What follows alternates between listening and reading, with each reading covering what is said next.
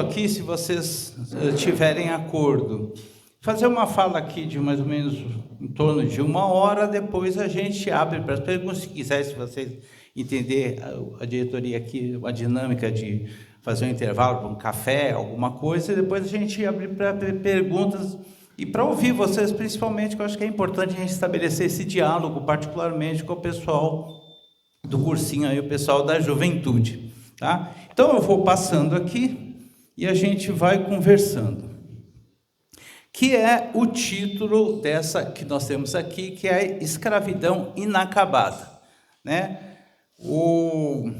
A transição, né? O fim a escravidão, na verdade, ela não acabou, né? Porque a partir do fim legal da escravidão foram se criando formas de trabalhos que a gente chama de trabalhos análogos à escravidão, a condição de uma parte significativa da classe trabalhadora continuando numa situação bastante desfavorável. E aqui eu quero começar dizendo que o Brasil, vamos lembrar que o Brasil ele viveu quase 4 séculos de escravidão. O Brasil foi o país em que a escravidão durou mais tempo, pelo menos desde o período chamado período da modernidade. É a escravidão mais longeva que teve e mais significativa que teve. E esse fato e a maneira como se deu a transição do trabalho escravo para o trabalho assalariado no Brasil é que determina as desigualdades raciais que nós temos até hoje. Então, além de 350, 400 anos de escravidão, a forma como se deu essa transição que vai determinar uma realidade que nós constatamos hoje na nossa sociedade, que é as pessoas brancas, normalmente no nosso país, na nossa sociedade, têm os melhores cargos, as melhores condições. As pessoas, se for num médico, a grande maioria dos médicos são brancos, engenheiros são brancos, advogados são brancos, etc. Só que se você for na construção civil, o pessoal que trabalha numa obra, a maioria é negro. Se você vê trabalhadoras domésticas, a maioria são mulheres negras. Então, é pensar por que existe essa diferença na nossa realidade, na realidade socioeconômica do nosso país. E aí eu quero dizer que o fim da escravidão no Brasil, ela se dá a partir do momento que aquele modelo acaba se exaurindo. Aquele modelo que deu um lucro extraordinário para os proprietários, ele acaba se exaurindo. E a escravidão, num determinado momento, ela começa a se exaurir como modelo, e dialeticamente, no interior daquele modelo econômico, foram sendo gestadas contradições que iriam promover a sua superação. Então, a escravidão, eu quero pedir para vocês esquecerem totalmente aquela história ridícula de uma princesa boazinha que foi lá, assinou a lei e libertou todo mundo. Aquilo é uma caricatura, uma história ridícula criada pelos escravizadores que tentavam roubar dos negros o protagonismo pelo fim da escravidão. A escravidão no Brasil, o final da escravidão, ela se dá por 3 razões principais e combinadas. A primeira razão é a luta dos escravizados. Desde que o primeiro homem e a primeira mulher pisou em solo brasileiro, existiu luta. Existiam as lutas individuais, daqueles que assassinavam os senhores e fugiam para o mato. Existiam as lutas coletivas, aquelas insurreições e subordinações que aconteciam nas fazendas. Existiam as lutas coletivas organizadas, daqueles que fugiam para os lugares distantes, criavam uma comunidade rural e sobreviviam ali, que é aquilo que nós chamamos de quilombos. Existiram insurreições, onde os negros quase tomam o poder no Brasil, e aí eu dou um exemplo, uma que aconteceu em janeiro de 1835, na Bahia, em Salvador, chamada Rebelião dos Haussas. Haussas é uma etnia do norte do continente africano, que eles tinham sido islamizados, ou seja, eles eram muçulmanos, por conta da expansão do islamismo que acontece lá no século IV, V da era cristã.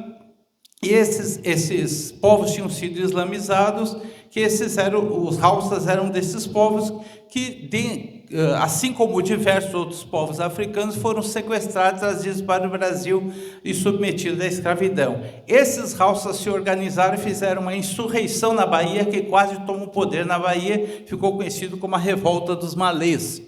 Então, a luta dos escravizados sempre foi muito forte. E existiu no Brasil, inclusive, a criação de um país dentro do Brasil, composto por maioria de pessoas negras.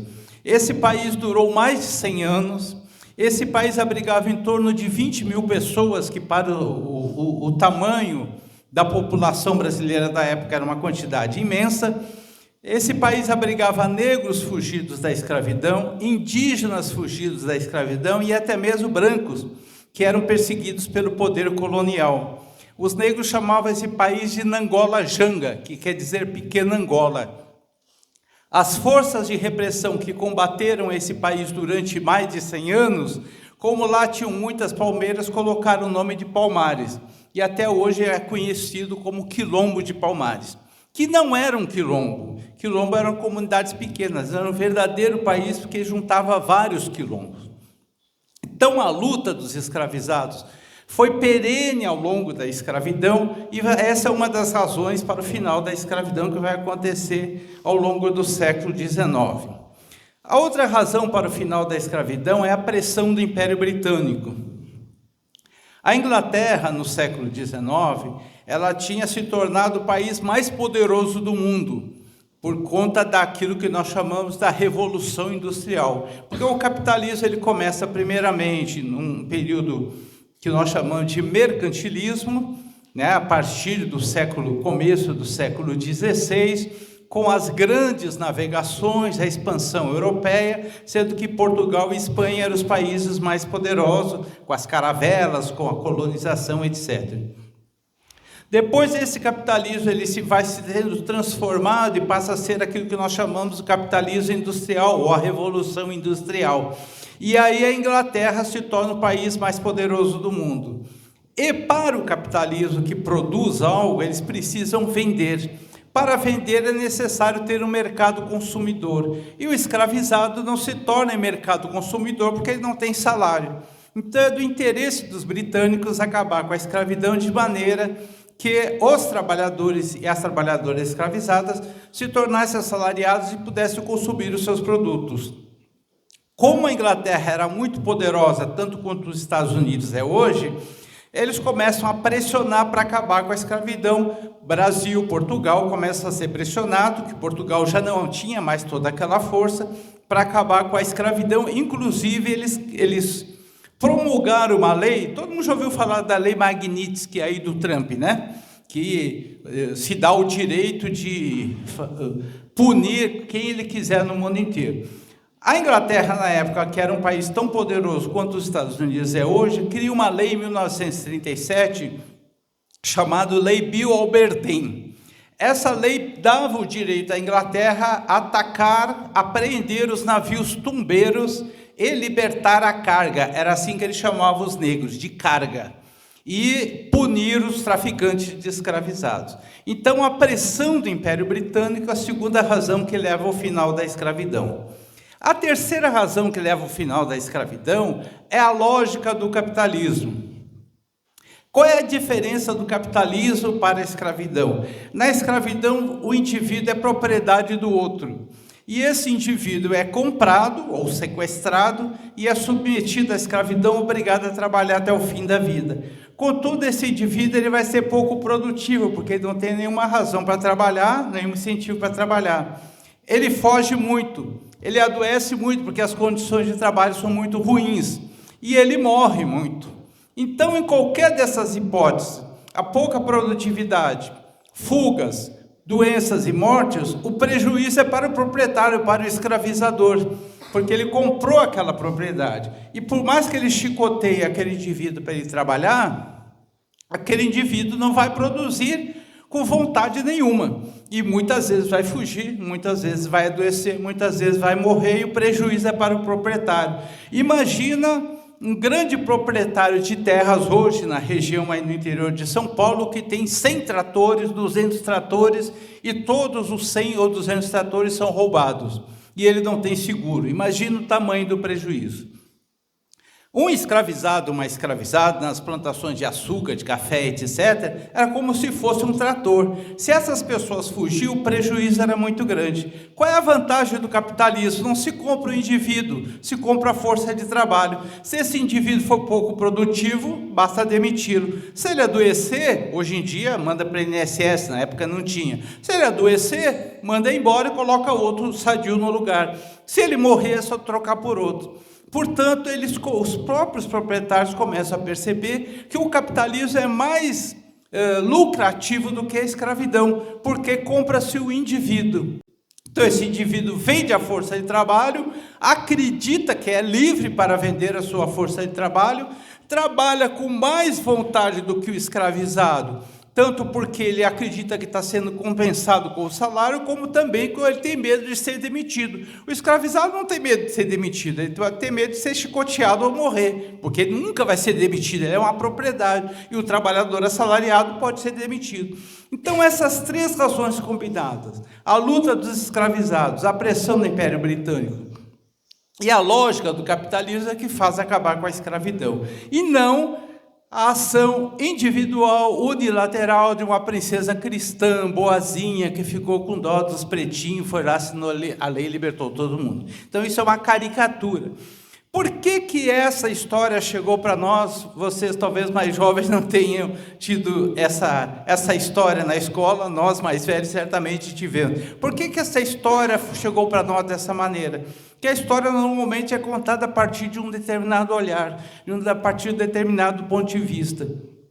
E a história no Brasil, por muito tempo, foi contada a partir do ponto de vista dos homens brancos, ricos, donos de escravizados, etc. A história não era contada a partir do ponto de vista dos escravizados, dos negros aquilombados, das mulheres, dos indígenas. Por isso, então, esses que criaram essa história, que escreviam essa história, criaram essa figura da princesa boazinha.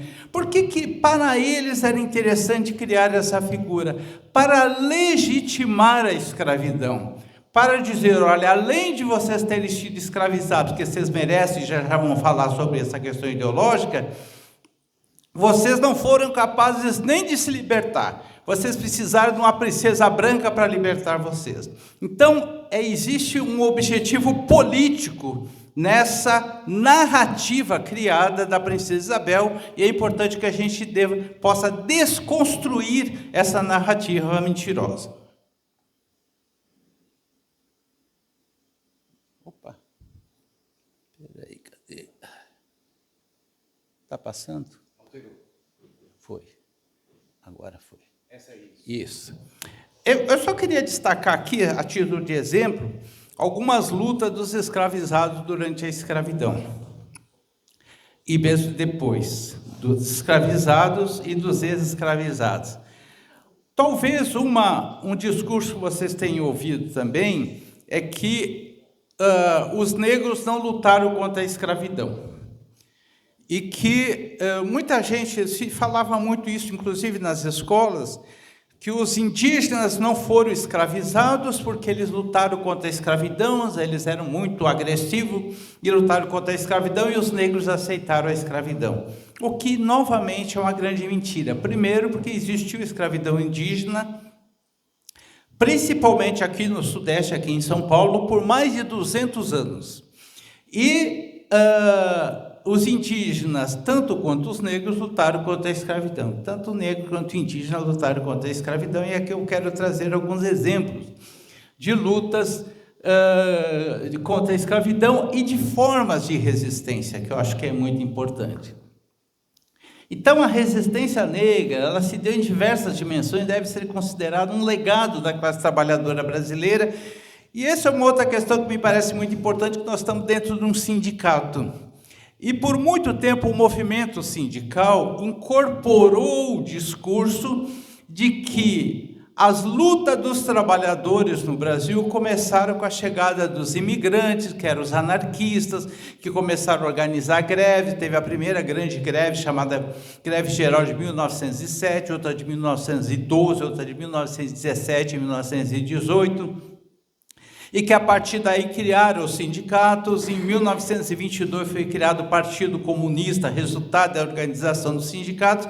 Então essa história normalmente foi contada no movimento sindical a partir daí, desconhecendo todo um passado de luta da população negra, que foram os primeiros trabalhadores e as primeiras trabalhadoras no Brasil, e que lutaram muito das mais diversas formas. Então a resistência à escravidão, a luta contra a escravidão, contra aquela sociedade, teve diversas dimensões, e eu quero dizer, antes de dar os exemplos, algumas dimensões que tiveram.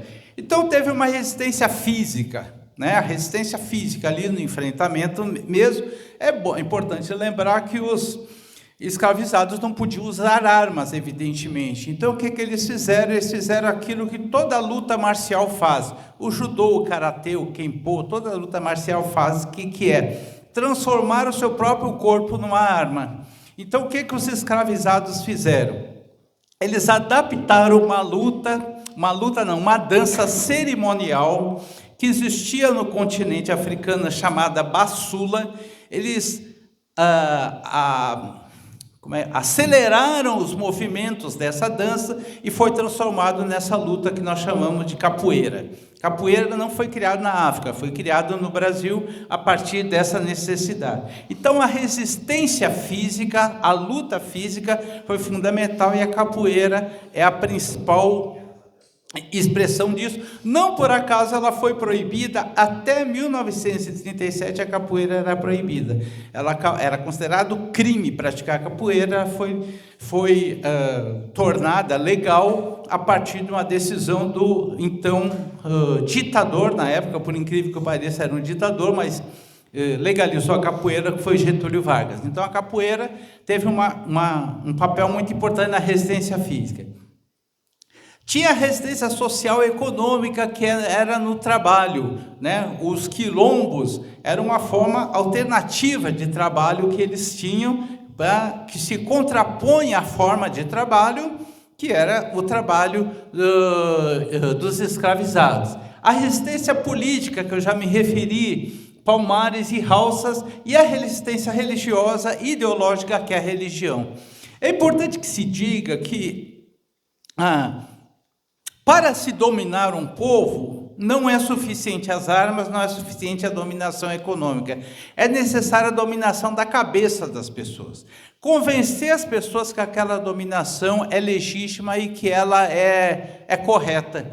Para se dominar as pessoas, se constrói uma ideologia que, aí, no caso da dominação, estabelece hierarquias. Qual é a hierarquia? Os brancos são superiores, os negros são inferiores, portanto, vocês merecem ser dominados.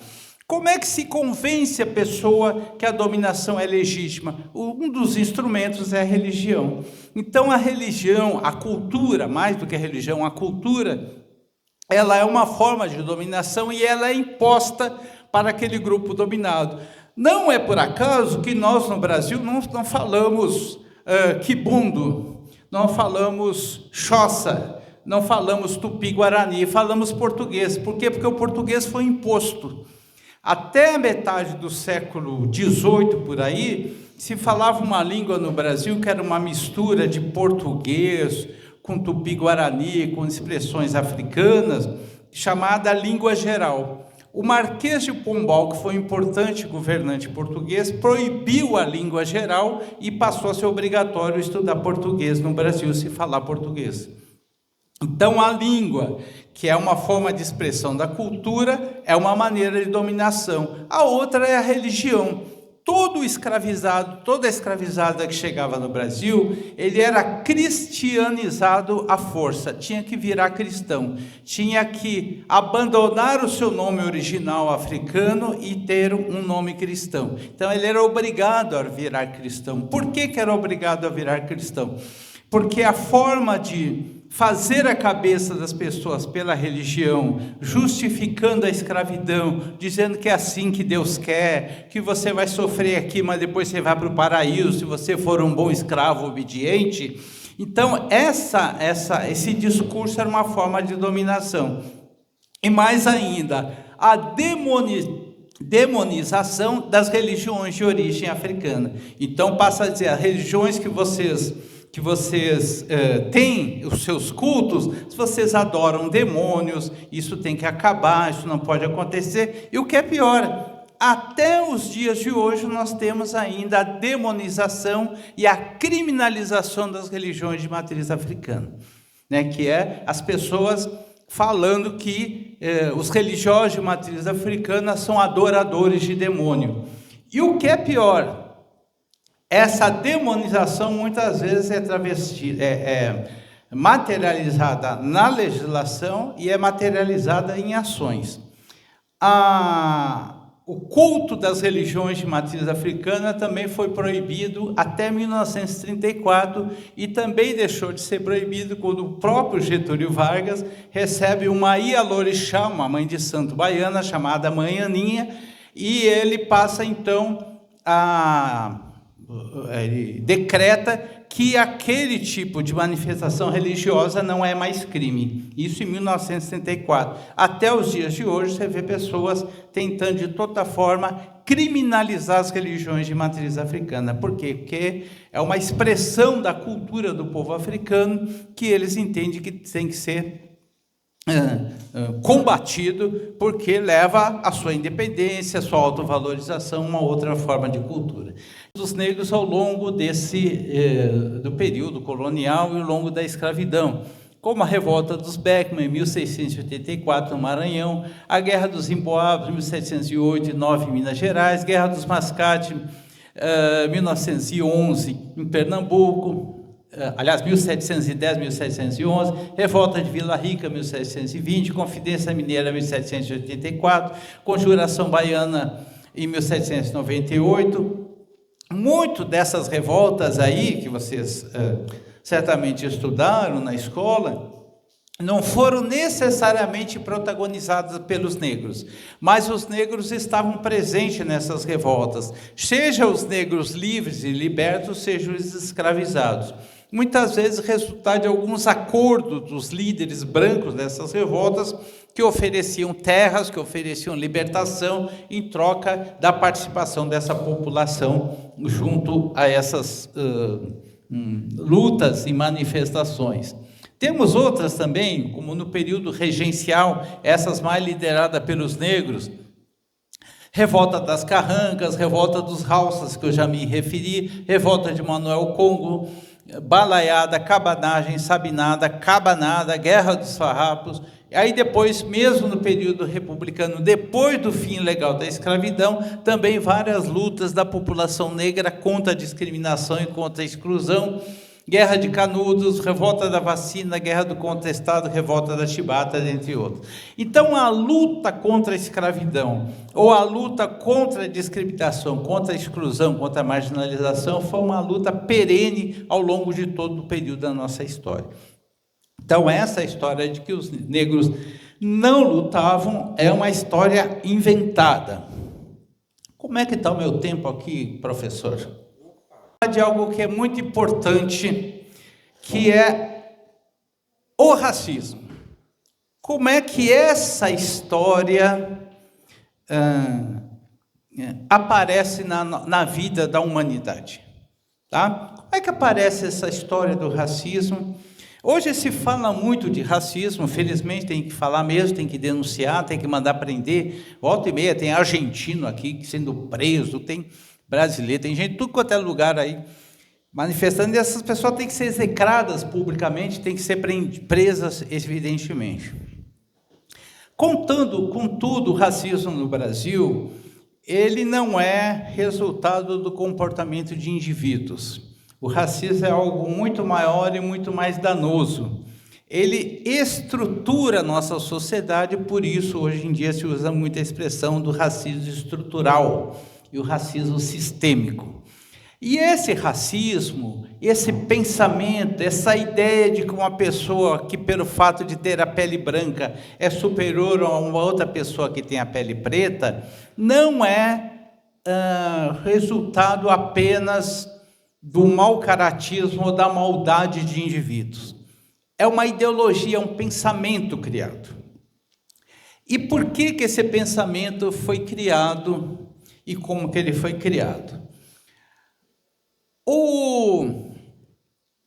O capitalismo, e aí tem a ver com a expansão do capitalismo, como eu disse, ele se inicia a partir do momento que tem a transição do período feudal na Europa para o mercantilismo.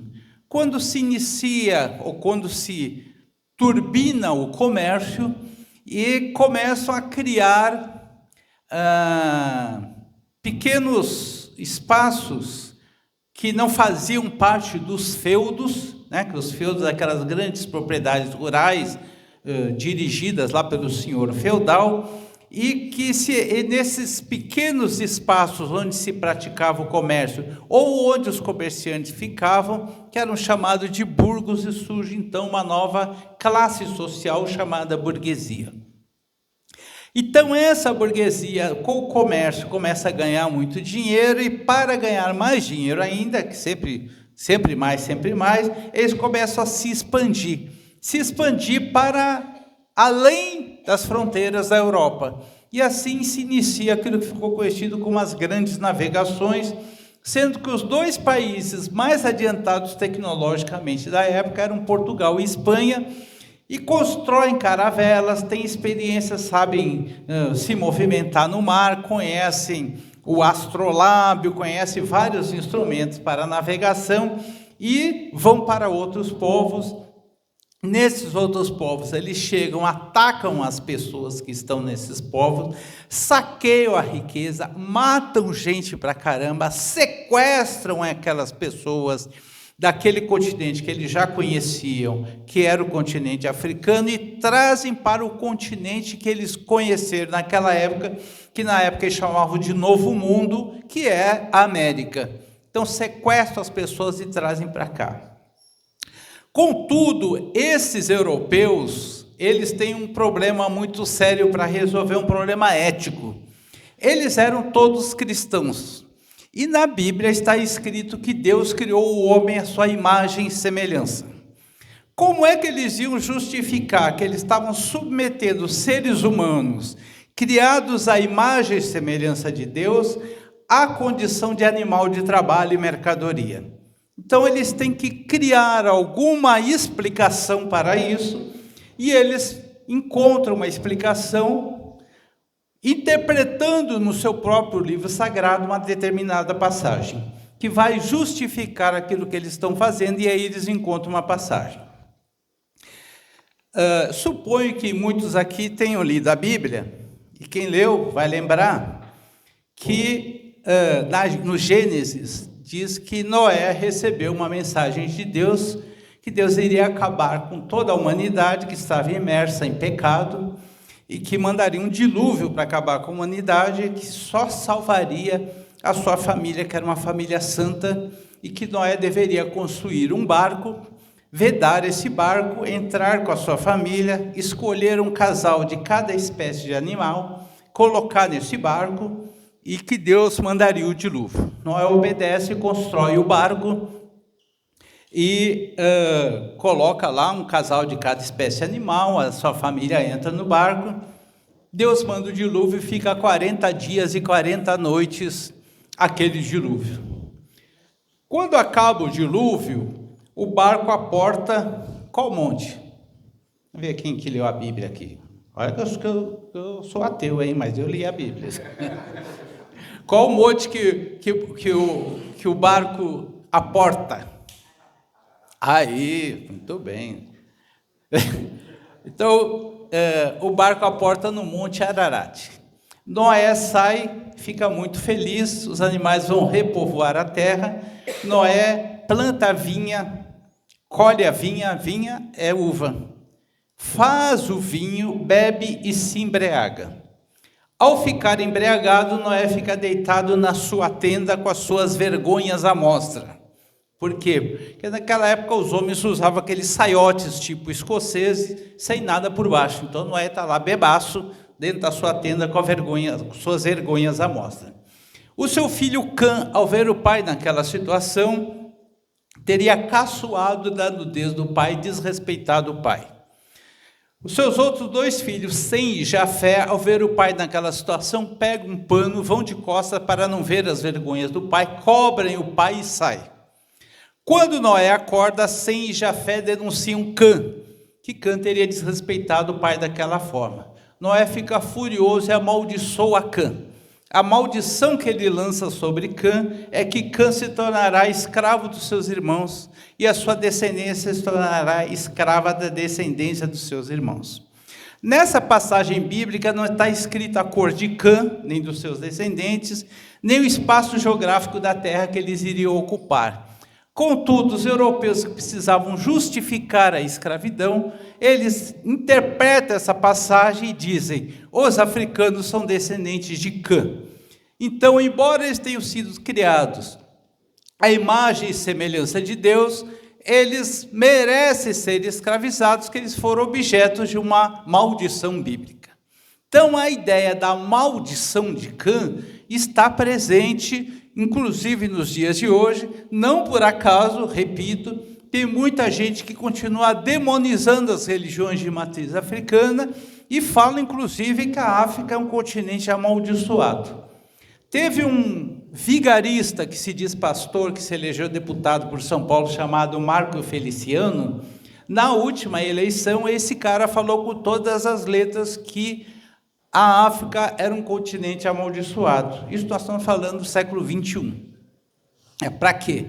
Para tentar cooptar os religiosos e utilizando a religião para se eleger, e é um vigarista lá, envolvido em um monte de falcatrua e tudo. Mas mostrando como é que essa elaboração teórica foi utilizada, originalmente para justificar aquele crime de lesa humanidade que os europeus estavam fazendo, sequestrando os africanos. Contudo, o tempo vai passando, e as explicações religiosas já são insuficientes para justificar aquilo que eles estão fazendo. Acontece o seguinte na sociedade, principalmente na Europa. Durante todo o período feudal e durante muito tempo, as artes, as religiões, a filosofia, elas eram teocêntricas, ou seja, Deus estava no centro das preocupações. A ciência era para entender como é que Deus criou o homem, a filosofia para entender os desígnios de Deus sobre o homem, as artes para mostrar as maravilhas de Deus. Então, Deus estava no centro das preocupações. A partir de um certo momento, principalmente com o período do Renascimento, depois muito reforçado com o período do Iluminismo, o ser humano passou a ser o centro das preocupações. Então, o teocentrismo é substituído pelo antropocentrismo. O ser humano no centro das preocupações. Então, a ciência vai procurar estudar o ser humano, a filosofia vai procurar compreender o ser humano, as artes vão mostrar as belezas do ser humano, vai falar sobre o romantismo, surge o romantismo, as relações pessoais, etc. Portanto, o ser humano passa a ser o centro. As explicações religiosas para justificar aquele tipo de organização social, aquele tipo de dominação política de um povo sobre o outro, passam a ser insuficientes. Então é necessário ter explicações científicas para justificar o que eles estavam fazendo. Então, da mesma forma que antes eles utilizaram a religião, eles passam então a utilizar a ciência. Existiu um biólogo chamado Charles Darwin, que viajou o mundo inteiro através de um navio chamado Beagle, ficou 40 anos viajando e escreveu um livro chamado Origem das Espécies, que tem a ver com a biologia e que conclui, chega à conclusão que existe uma evolução da vida na Terra, começando lá na água, os girinos, depois os seres se tornam terrestres, vem os mamíferos, quadrúpedes, vai por aí até chegar no ser humano. Então, a teoria evolucionista. E Charles entendia que na natureza existe uma hierarquia, onde o animal mais forte devora o mais fraco, aquilo da cadeia alimentar, que está o leão lá no topo da cadeia alimentar, e os outros animais mais fracos são devorados pelos outros e tal. O que esses caras que precisavam explicar, o que eles estavam fazendo com os africanos fazem, sendo que as explicações religiosas são insuficientes? Adaptam o pensamento de Charles Darwin, que é um estudo sobre a biologia, a antropologia e a sociologia, o estudo dos seres humanos, o estudo das sociedades. E aí passam a dizer, se na natureza tem uma hierarquia entre os animais, entre os seres humanos também tem uma hierarquia. E que, se na natureza o topo da hierarquia da cadeia alimentar é o leão, ou tigre, etc., entre os seres humanos, o topo da evolução é o homem branco, europeu, caucasiano, e que, portanto, justifica ele dominar os outros povos. Da mesma forma que o leão devora o coelho, e não tem maldade nisso, apenas ele é da sua natureza para sobreviver, é da natureza do europeu branco dominar os outros povos que seriam inferiores. Essa adaptação do darwinismo para o estudo da sociedade e dos seres humanos ficou conhecido como darwinismo social. Tá? Então, eles utilizam a ciência. Existe uma decorrência do darwinismo social, que é a eugenia, que foi criado por um cara chamado Francis Galton, que, aliás, era primo do Charles Darwin, e que defendia o seguinte: na verdade, a eugenia é uma prática de controle demográfico. Qual era o raciocínio dele? Se existem raças superiores, que são os brancos, e raças inferiores, que são os indígenas, que chamavam de vermelhos, e os negros, então é necessário, para que a humanidade evolua, é necessário que as raças inferiores acabem e as raças superiores sejam privilegiadas. Além disso, eles entendiam também, o Galton também entendia, que dentre as raças superiores, mesmo dentre as raças superiores, existiam aqueles que eram mais superiores e aqueles que eram menos superiores. Ou seja, quem que era superior entre os próprios brancos? Eram os nobres, eram os burgueses, eles eram superiores. Quem era inferior dentro dos próprios brancos? A classe trabalhadora. Os trabalhadores, os pobres eram inferiores, que eles eram pobres não por conta de uma exploração, porque era da sua natureza ser pobre e era da sua natureza ser explorado. Portanto, a eugenia ela tem duplo objetivo: justificar a exploração dos trabalhadores no sistema capitalista, que dizia se eles são trabalhadores, se eles são pobres, que eles merecem, é da sua natureza, e quem nasceu rico é porque ele merece, é da sua natureza ser rico, e também justifica a dominação dos brancos europeus sobre os demais povos de outros continentes. Então, essa é uma outra ideologia que é criada. Então, vamos lembrar. Primeiro utiliza-se a ideia da maldição de Cã e depois se utiliza o darwinismo social, e a eugenia é uma prática de controle demográfico, controle da população. Já que tem raça boa e raça ruim, vamos fazer sumir as raças ruins, assim a humanidade vai evoluir. Então, este pensamento todo estava na cabeça de quem? Dos escravizadores brasileiros, que durante 400 anos enriqueceram com o trabalho escravo e incorporaram aquela ideia, primeiro utilizando a religião, depois utilizando a ciência, de que era da natureza eles serem os patrões, eles serem os escravizadores e negros e indígenas serem os escravizados. Era da natureza. Primeiro era porque eles eram objeto de uma maldição bíblica, depois é porque a ciência dizia que sim. Então, eles estavam absolutamente convictos disso. Contudo, ao longo do século XIX, por conta daquelas 3 razões combinadas que eu me referi, luta dos escravizados, pressão do Império Britânico e a imposição da lógica capitalista, a escravidão começa a se exaurir.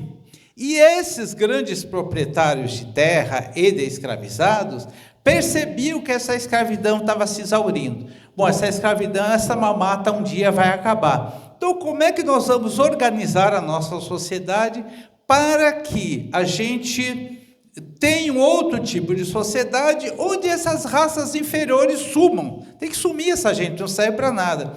Ou então, se eles não sumirem, pelo menos que ele seja utilizado apenas para aquilo que nos interessa, trabalhar para dar dinheiro para a gente. É só para isso que essa gente presta. Então, este pensamento foi o que pavimentou o caminho da transição do trabalho escravo para o trabalho assalariado. Profundo, portanto, um pensamento profundamente racista. Deixa eu combinar até uma coisa com o Júlio. Esse pensamento veio lá da Europa, foi criado na Europa, o darwinismo social, a eugenia, e foi trazido para o Brasil. Trazido para o Brasil por quem? Por um importante diplomata e nobre francês, amigo de Pedro II, chamado Arthur de Gobineau. Arthur de Gobineau trouxe esse pensamento para o Brasil, e esse pensamento foi incorporado pelas elites brasileiras. E aqui tem um detalhe que é importante que a gente diga.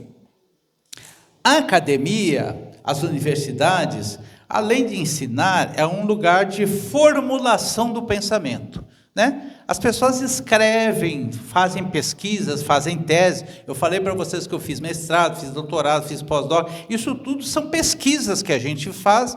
Eu na área histórica, tem gente que faz na área econômica, outros na área da engenharia, outros na área da medicina. Então, se produz o pensamento, se produz a ciência lá. E a produção da ciência do pensamento, nesses espaços acadêmicos, são feitos por quem está lá e a partir do ponto de vista de quem está lá. Então, todo o pensamento produzido até o século XIX no Brasil, ele era produzido por um tipo de pessoa, por um grupo social. Quem que ia para a academia, quem ia para esses centros de excelência do saber aqui no Brasil? Não eram homens brancos de classe média que iam estudar, por exemplo, na Faculdade de São Francisco, que era uma das mais importantes. Não eram, evidentemente, mulheres, porque as mulheres não podiam ir para universidades. Não eram homens negros, nem mulheres negras, nem indígenas. Quem ia para as universidades eram homens brancos, muito ricos, que faziam parte das elites das oligarquias. No Brasil, nós tínhamos, na época, 400 de excelências do saber, ou seja, onde se discutia os problemas do Brasil, se discutia medicina, engenharia, etc. O direito, principalmente. A Faculdade de Direito de São Paulo, quem ia estudar na Faculdade de Direito, lá do Largo São Francisco? Eram os filhos das oligarquias cafeeiras que enriqueceram com a escravidão. A Faculdade de Direito de Recife, quem ia estudar na Faculdade de Direito de Recife? Os filhos das oligarquias açucareiras que ficaram ricos com a escravidão. A Escola de Medicina da Bahia, que foi criada em 1808, quando Dom João VI chega no Brasil. Os filhos, quem ia estudar lá? Os filhos dos pecuaristas, dos grandes proprietários de terra da Bahia. E também foi criado na época, depois com muito apoio de Dom Pedro, o IHGB, que é o Instituto Histórico Geográfico Brasileiro. Esses 400 de excelência do saber, onde as elites iam lá e pensavam o Brasil, foi onde as elaborações racistas trazidas por Arthur de Gobineau, de eugenia, do darwinismo social, foram adaptados à realidade brasileira. Então, esses caras passaram a elaborar aquela eugenia, aquele racismo que tinha na Europa, vamos adaptar à realidade brasileira. Qual o problema que o Brasil tinha, segundo o pensamento dessas elites? Tem muito preto e tem muito índio aqui. Esse Brasil não vai para frente nunca com essa quantidade de negro e de índio. Era esse o pensamento das elites. Então, o que a gente tem que fazer com essa gente? O que nós vamos fazer com esse monte de negro e indígena, sem contar os mestiços, que teve muita miscigenação? Nós temos que sumir com essa gente. Duas formas de sumir: matando, que fizeram muito, tanto mandando para a guerra, e aí eu dou o exemplo da Guerra do Paraguai. A Guerra do Paraguai, para vocês terem uma ideia, para cada um branco na Guerra do Paraguai, do Exército Brasileiro, tinham 45 negros. Para cada um branco tinha 45 negros. só eram brancos os generais, esse pessoal e tal. O resto eram negros que foram lá para matar e morrer na Guerra do Paraguai, que foi uma guerra de agressão que o Brasil fez. O Brasil, junto com Argentina e Uruguai, que criaram a Tríplice Aliança, atendendo os interesses do Império Britânico, invadiram o Paraguai para tirar de lá um caudilho, que era o presidente, que era Solano Lopes, que não se submetia aos interesses do Império Britânico. Então foi uma guerra de agressão, e que quem foi lá para matar e morrer foram os negros. Então uma forma de eliminar os negros também era mandar para a guerra. Uma outra forma é não investir em saneamento básico, em saúde, trabalho exaustivo, etc. E uma outra forma era trazer imigrante para cá para branquear o Brasil. Tá? Então essa foi outra forma de branquear o Brasil. E aqui, só para terminar essa parte, alguém já conhecia essa imagem? Todo mundo conhecia essa imagem? Essa imagem é muito interessante porque ela explicita exatamente o pensamento que as elites brasileiras tinham.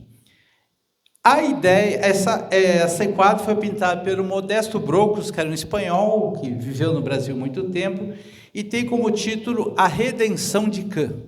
Ou seja, aquela maldição que vocês negros foram objeto, vocês podem se livrar dela. A sua redenção qual é? Se miscigenando e se branqueando as novas gerações. Então aqui nós temos uma imagem de uma senhora negra, aquilo que a gente chama de primeiro tom, né? Uma negra com bastante melanina, bem escura, levantando as mãos para o céu em sinal de agradecimento. Ao seu lado, a sua filha negra, porém mais claro, que pressupõe que o pai seja branco. Ao lado da sua filha, um homem branco, que é o seu marido, né? Aquele chamado caipira, e no colo o seu filhinho já branquinho. Então, a ideia do branqueamento da população como forma de libertar o Brasil dessa maldição que é ter uma maioria de população negra. Então, este pensamento, essa ideologia é que animou as ações das elites na transição do trabalho escravo para o trabalho assalariado. Então, eu queria sugerir a gente dar uma pausa para vocês descansarem, não cansarem muito de mim, e aí a gente toma um café e volta. Pode ser? A elite intelectual, elite econômica e elite política. Que quem é que virava deputado para fazer as leis? Deputado, senador, vereador. Era aquele mesmo grupo social. Aliás, vamos lembrar que até a Constituição de 1988, analfabetos não votavam no Brasil. Até 1937, mulheres não votavam no Brasil. E até 1889, escravizados não votavam no Brasil. E mais, para votar, a pessoa tinha que demonstrar que tinha posses. Pobre não votava.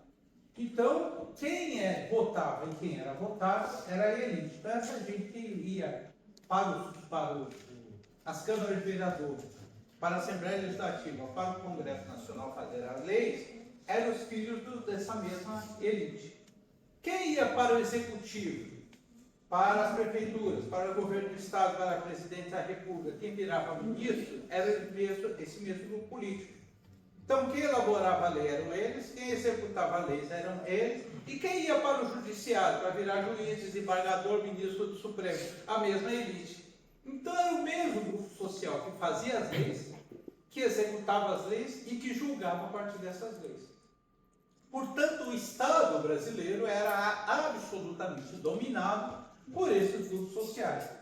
Hoje é bem diferente, mas ainda sabemos, né, que uma parte da elite ainda domina o Estado brasileiro. Então, conquistamos aí a presidência da República, mas o Congresso Nacional, a maioria conservadora, a luta conservadora, o Judiciário, por aí afora. Mas antes era tudo dominado.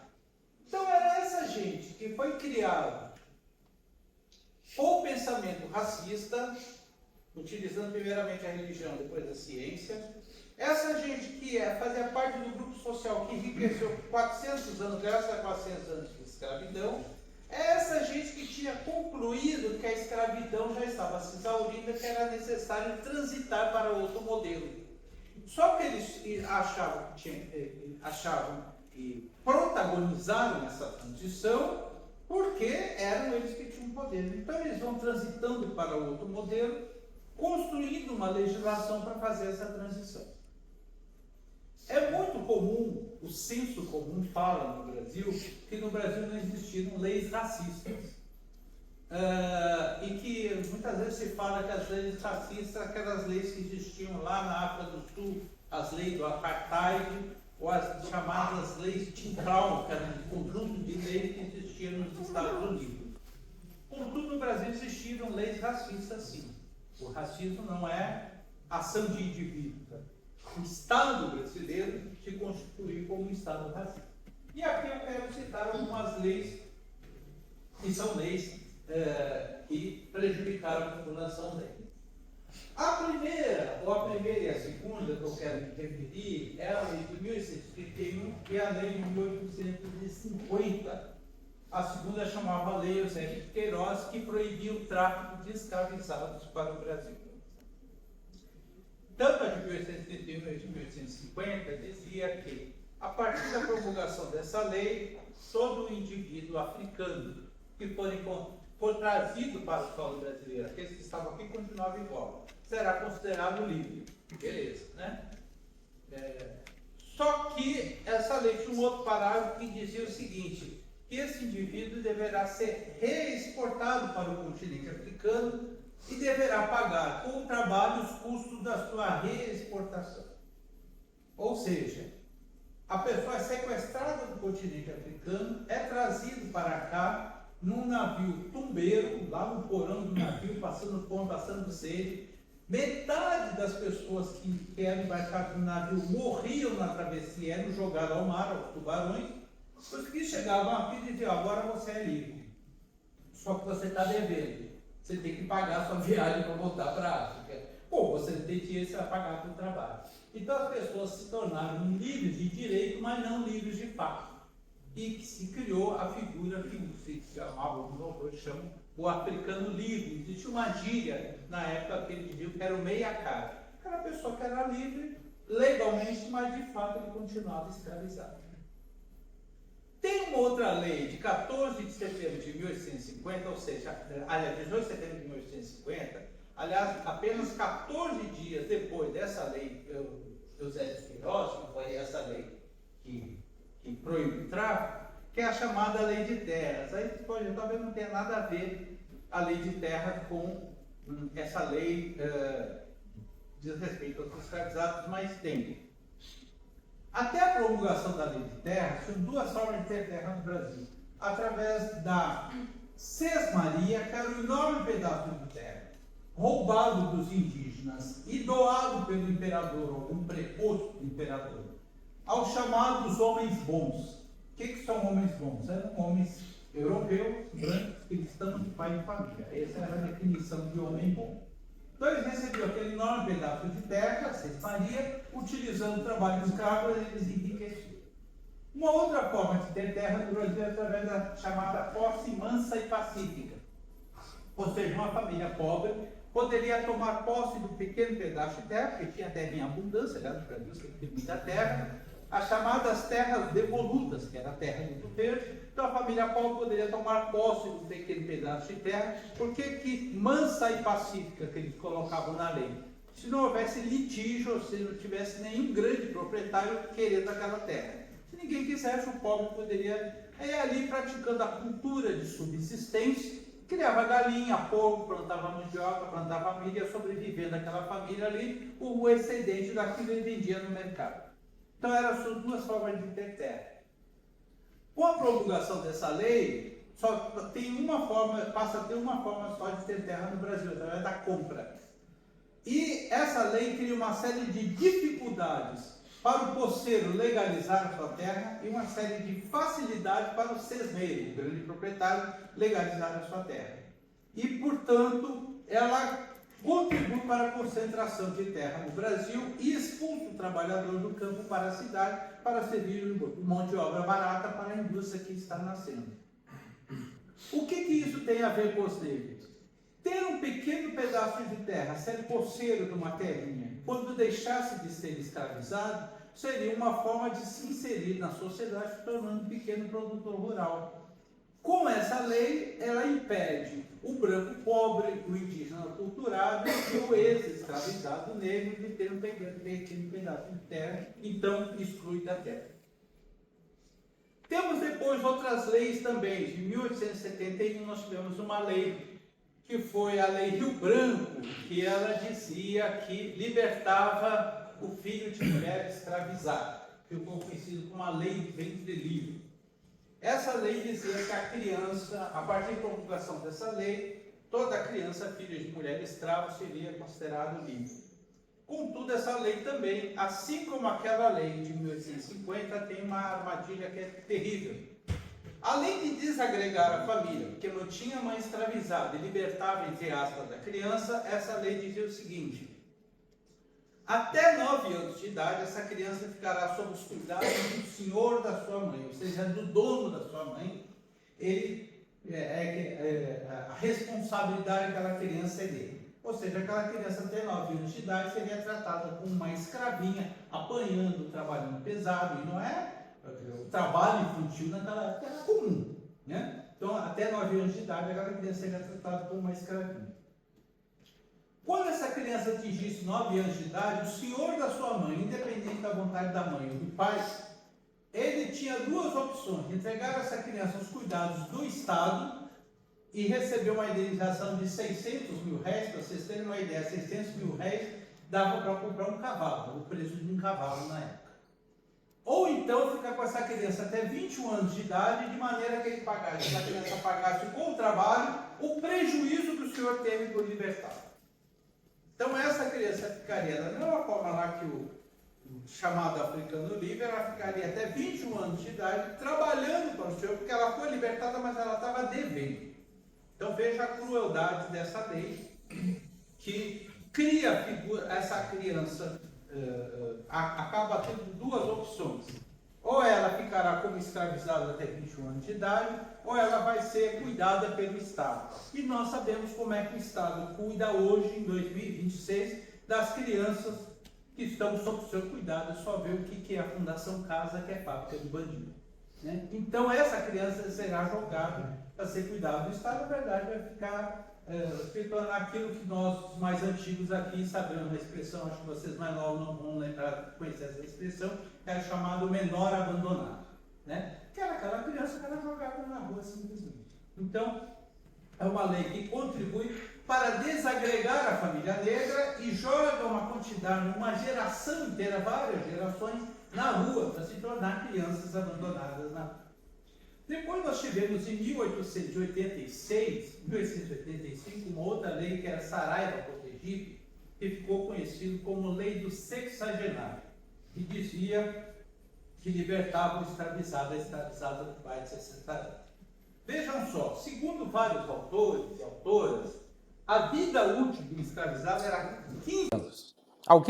Alguém que começasse a trabalhar plantando cana, colhendo cana, café, com 15 anos, com 30 ele já estava velho, já tinha exaurido todas as suas forças de trabalho. Então imagina um escravizado de 60 anos, já estava só o bagaço.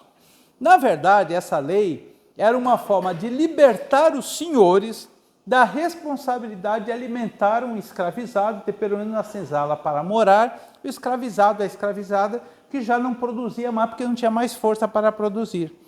Porque esse era um problema para o escravizador, porque o escravizado era uma propriedade, ele não podia jogar na rua. Da mesma forma que hoje não pode se jogar na rua um cachorro, era a mesma coisa. Você não podia jogar na rua, o governo te processava, era propriedade sua, você tinha que cuidar, se vira aí. Então, essa lei foi uma forma de libertar os senhores da responsabilidade de alimentar um escravizado que já não produzia mais a riqueza. Então, joga na rua e joga, portanto, esses idosos na mendicância.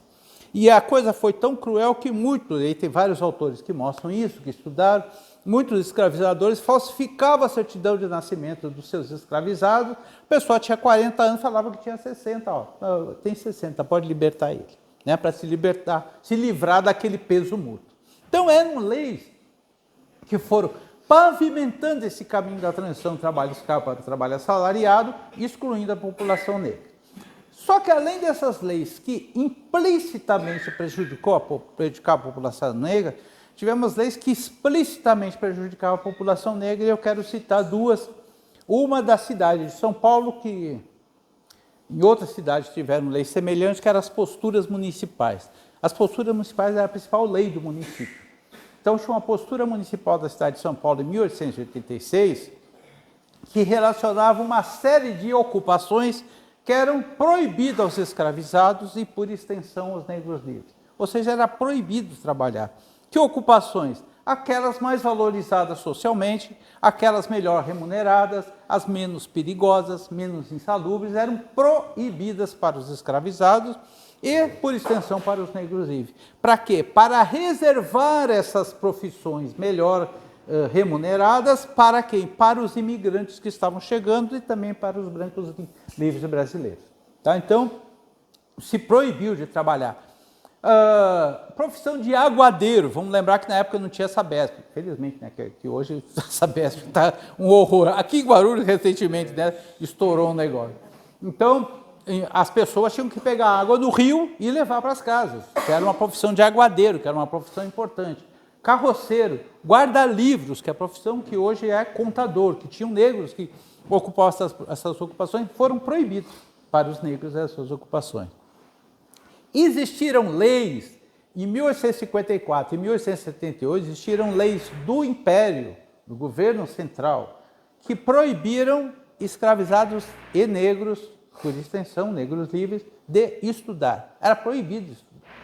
Era proibido alfabetizar negros.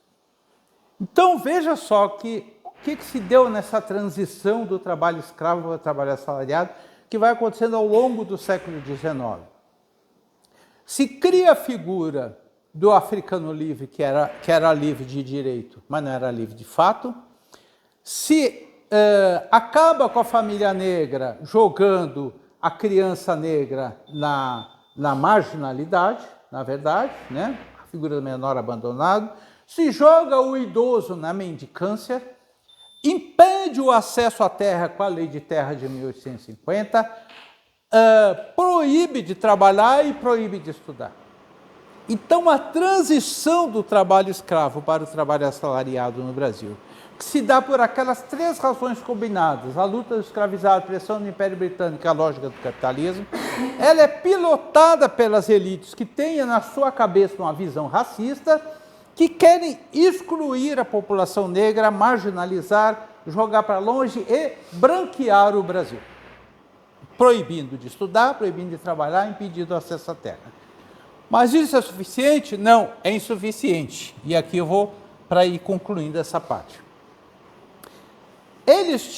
As elites tinham certeza absoluta que os europeus eram superiores porque eram brancos. Se eles eram superiores, era melhor para o Brasil. Então, nós precisamos trazer os europeus para cá. Seguinte, a ascensão, o crescimento desgovernado do capitalismo fazia com que uma grande quantidade de trabalhadores rurais fossem expulsos do campo na Itália, na Alemanha, na Inglaterra, em Portugal, na Espanha, e fosse procurar trabalhos nos centros, nas cidades. Nessas cidades, na indústria, não existia emprego suficiente para absorver todos esses trabalhadores e cria aquilo que quem estudou aqui, o marxismo sabe dessa expressão, que é o chamado exército de reserva de mão de obra. Uma quantidade grande de trabalhadores que ficam desempregados e eles tensionam o mercado de trabalho porque o trabalhador que está empregado está constantemente ameaçado de ser substituído por alguém que está desempregado. Então, o chamado exército de reserva de mão de obra.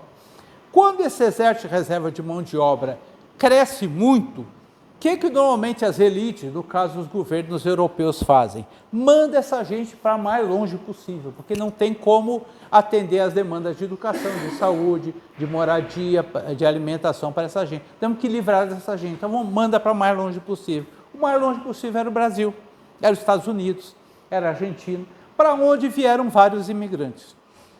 Contudo, Nos Estados Unidos, esses imigrantes foram...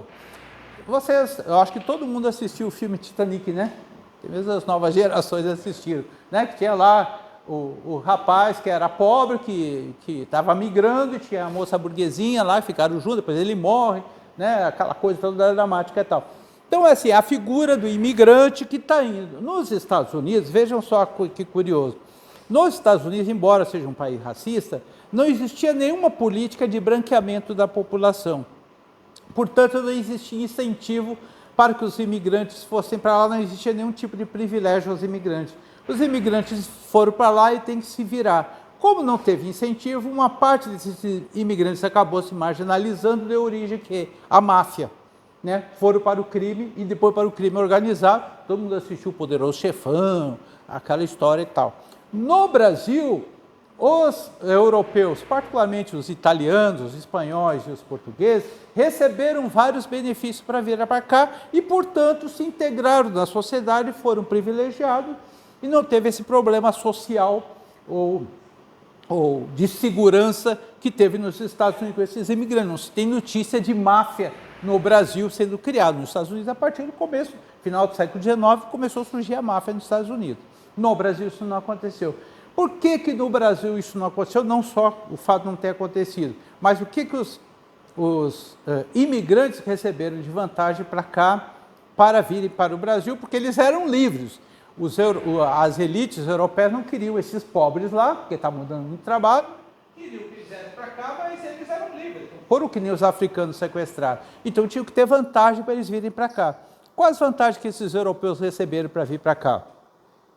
Passagem de navio custeada, primeiramente por grandes fazendeiros e depois pelo Estado brasileiro, um fazendeiro muito famoso que iniciou a sociedade de imigração, que pagava a passagem para os imigrantes, foi um chamado Nicolau Vergueiro, que é nome de avenida, rodovia, um monte de lugar aí. Depois o próprio governo assumiu isso, então recebiam passagem. Eles chegavam lá na hospedaria, chegavam em Santos, no Porto de Santos, onde foi construída uma hospedaria para receber, que é a hospedaria dos imigrantes lá em Santos, que hoje está em escombros lá. Lá eles recebiam alimentação, eles recebiam roupa, recebiam documentação, tinham intérpretes que falavam a língua dele para recebê-los aqui e eram encaminhados aquelas famílias que ficavam um tempo lá.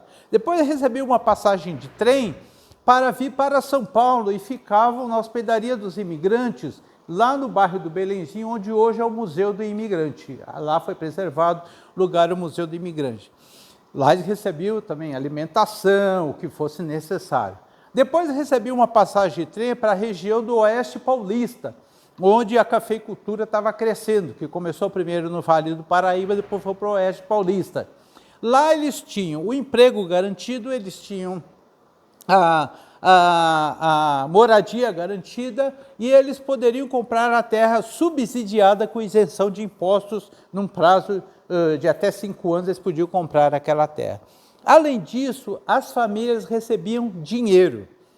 Cada adulto recebia R$70 mil, cada adolescente R$35 mil e cada bebê R$17.500. Então imagina aquelas famílias italianas, espanhóis, portugueses enormes, tinham 12, 15 filhos, recebiam aquela grana e começavam, tinham um emprego garantido, tinham uma terra garantida, a moradia garantida, já tinham aquela grana e começavam a sua vida no Brasil.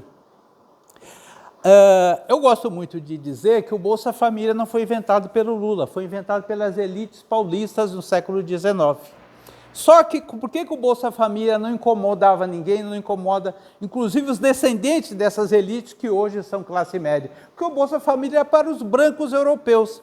O Bolsa Família hoje, a maioria são pessoas negras que recebem. Então aí, não pode dar o peixe, tem que ensinar a pescar. Mas os seus antepassados receberam o Bolsa Família.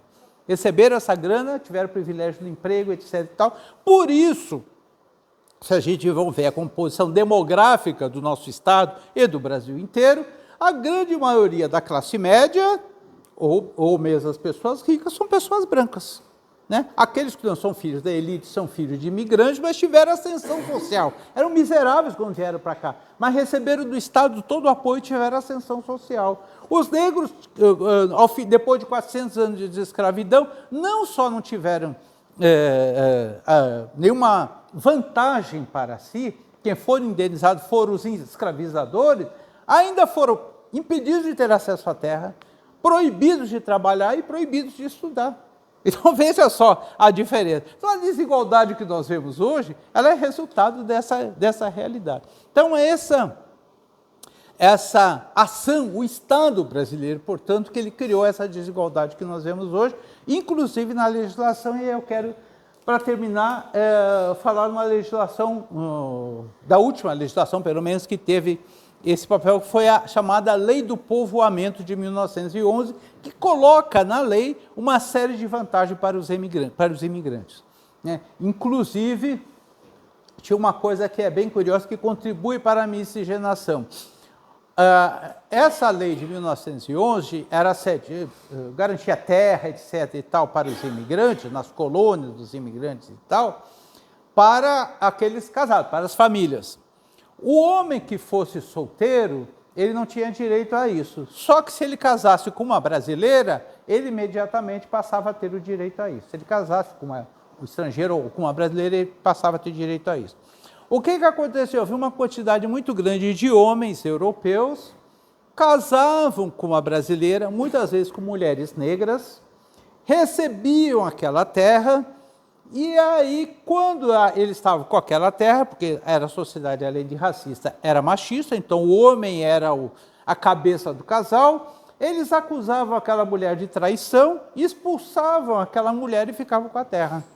Então, muitas das relações interraciais foram também por oportunismo desses homens que simplesmente utilizaram aquelas mulheres para ficar com aquela terra. Tá? Eu vou parar por aqui para a gente poder dar tempo para a gente conversar um pouco.